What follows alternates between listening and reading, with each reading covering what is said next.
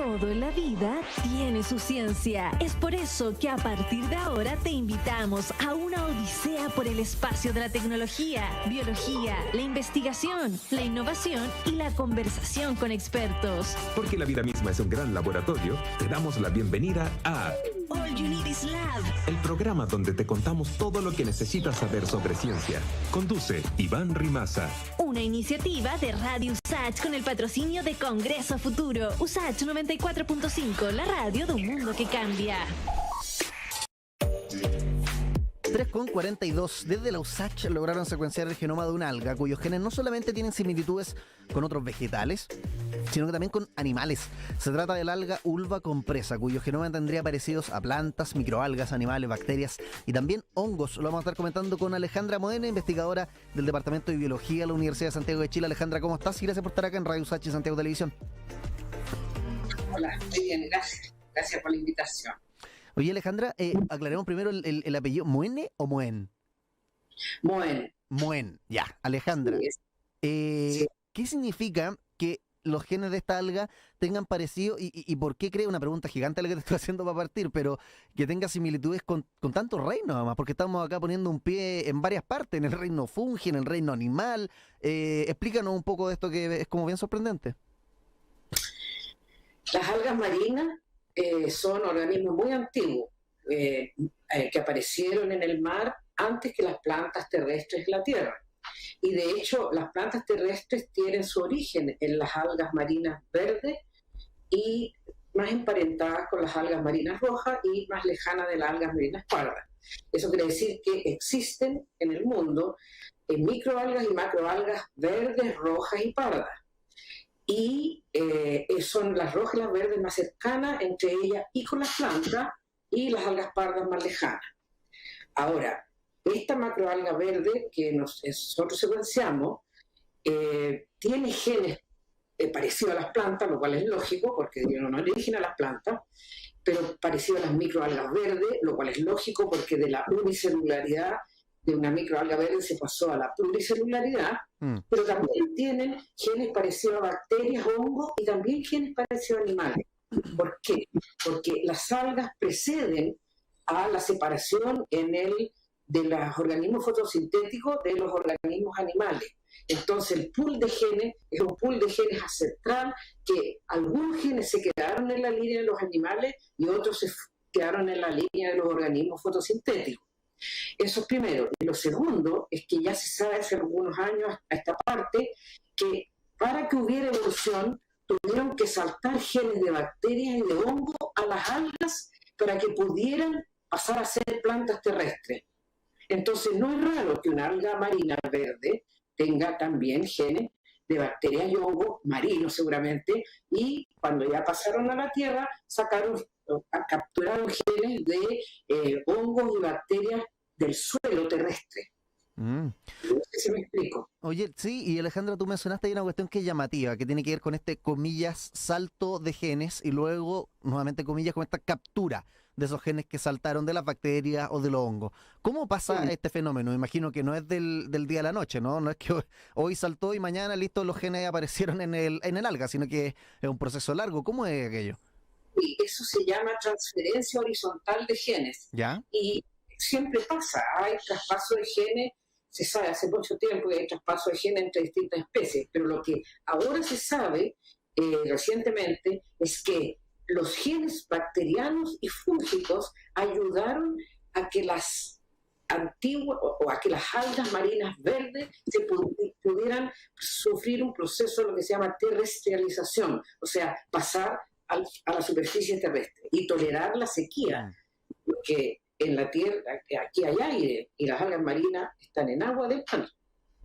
O sea, agarra los elementos, digamos, que le permiten a las bacterias y a los hongos adaptarse a sus medio ambientes, esta alga, para también tener, digamos, esas propiedades, ¿no? Y como ir mejorando de cierta forma genéticamente. Sí, le confieren ciertas propiedades, pero también los genes de las algas fueron esos propios genes evolucionando hacia lo que son los genes que tienen las plantas terrestres. Ahora, se fueron duplicando, triplicando y diversificando para que pudieran tolerar la sequía que hay en la superficie terrestre. ¿Y los animales cómo entran en esta ecuación? Porque claro, son una fracción pequeñita, ¿no? O sea, principalmente tienen homología parecido con otras plantas y otras microalgas y una porción bastante menor con hongos, bacterias y animales. Pero no hemos hablado de los animales todavía. ¿Qué pasa con ellos? Es que en la parte, la parte tipo animal es más bien lo que constituye la pared del alga. Las algas, las células de alga y de planta tienen, aparte de una membrana, una pared polisacarídica. Y en esa pared polisacarídica hay, en el caso del alga marina verde, compuestos como celulosa, que es típicamente de una planta, y eso pasó al linaje de los organismos fotosintéticos terrestres, pero también aparece colágeno y elastina. Y el colágeno y la elastina son propios de la matriz extracelular de las células animales que no tienen pared polisacarídica, pero tienen esta matriz extracelular. O sea, estas algas tienen un pool ancestral de genes que después fueron evolucionando y separándose en el tiempo de los organismos fotosintéticos de los animales. ¿Y eso también se da en el marco de un proceso de transferencia genética horizontal, igual como lo que pasó con bacterias y con hongos que escribíamos antes? Claro, es que las secuencias que tiene el alga tienen que venir de hongos y bacterias marinos. Antes de que pasaran a la Tierra, y ahí capturaron más genes de hongos y bacterias del suelo terrestre. Y para que esto ocurra, ya sea con otras plantas, animales, bacterias, sea la especie que sea que esté involucrada en esta transferencia genética, ¿qué condiciones se tienen que dar? ¿Tienen que convivir por un cierto tiempo, en un cierto hábitat, con ciertas condiciones? Cuéntanos los factores que están involucrados en una transferencia genética. Claro, no se sabe muy bien hasta ahora cuáles son los mecanismos por los cuales las bacterias le convidaron al alga ciertos genes que le eran beneficiosos, pero aparentemente la transferencia entre especies siempre ha ocurrido. Está, como decía, en la base de la evolución. Es como todavía un poquito una caja de Pandora, todavía un misterio por resolver. Sí, la transferencia horizontal de genes, por lo menos yo no sé exactamente cómo se ocurre. No sé si se sabe. ¿Y cómo es que se secuencia esto? Y también podemos aprovechar de explicarle a la gente que nos escucha, porque probablemente sabemos lo que es la secuenciación a partir de lo que es el genoma humano, ¿no? Como esta, entre comillas, receta o mapa, pongámosle la palabra vulgar para resumirlo fácilmente, la secuenciación de un genoma. Pero en el caso de esto, ¿cómo se logró? Y también explicar ahí como rápidamente lo que es un genoma. Claro. El genoma de una célula es todo, digamos, los cromosomas, que son lineales en los paréntesis superiores, tienen genes que codifican para proteínas esencialmente, uno después hay un espacio, otro, un espacio, etc. Entonces, lo que uno hace es traer DNA total de esta alga marina y se mandó a secuenciar a un lugar en China que se llama Beihai. Y ahí se pueden hacer lecturas largas usando una técnica que se llama PacBio y lecturas cortas usando una técnica que se llama Illumina.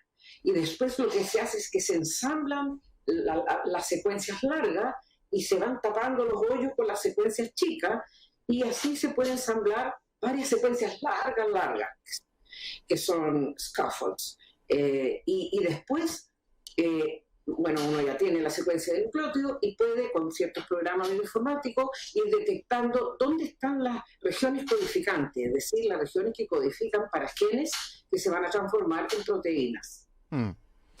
Alejandro. Y el genoma son todos los genes, pero los genes no están uno detrás de otro. Hay un promotor para que se transfiera un gen, un terminador, un espacio, pero un promotor. Pero están como desordenados, por decirlo de alguna manera, y ustedes tienen que hacer el mapeo y el orden.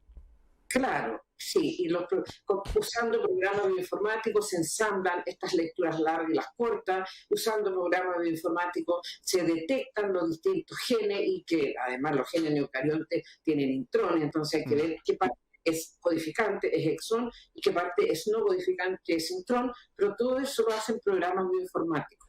Alejandra, le recuerdo a los que nos están escuchando por la radio, estamos hablando con Alejandra Modén, investigadora del Departamento de Biología de la Universidad de Santiago de Chile, porque secuenciaron esta alga, cuyo nombre científico es Ulva compressa, y vieron que su genoma tiene parecidos con plantas, animales, bacterias, hongo, una cuestión interesante. Y yo no tengo un doctorado en biotecnología, pero me llama la atención lo que tú me dices, Alejandra, que lo tuvieron que mandar a China.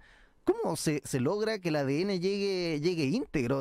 Me imagino una tarea importante igual, ¿no? Un desafío. Fue muy difícil. Nunca llegó el DNA a China con la integridad suficiente como para las lecturas largas. Tuvimos que mandar el alga en hielo seco y allá ellos extrajeron el DNA y lograron hacer lecturas largas de una calidad relativamente buena. No perfecta, pero buena. Y las lecturas cortas, ahí no se necesita de tan buena calidad el DNA. Extraerlo, mandar el alga y lo extrajeran allá en China. Ya. Y esta alga, lo último antes de despedirnos, esta alga está en todo el mundo, endémica de algunas regiones, en Chile, por ejemplo, ¿está? Sí, está en Chile, es cosmopolita, o sea, está en todo el mundo. Ya. Y lo que yo, si me permites, quería hacer notar, ¿sí?, de que este es el tercer genoma de una alga marina verde que se secuencia en el mundo entero y que le hicieron puros chilenos y unos pocos aquí en la USACH. ¿Ya? Y es el 12º o 13º genoma de una alga marina en todo el mundo. Y está, como insisto, hecho únicamente en Chile, por puros chilenos. Y un equipo chiquitito además de los USACH. Sí. Ya, felicitaciones, Alejandra, y gracias por estar conversando con nosotros sobre este importante avance, y felicitaciones también por el trabajo, que esté muy bien. Gracias. Chao. All You Need is Lab. En Radio USACH sigues en All You Need is Lab, junto a Iván Rimaza.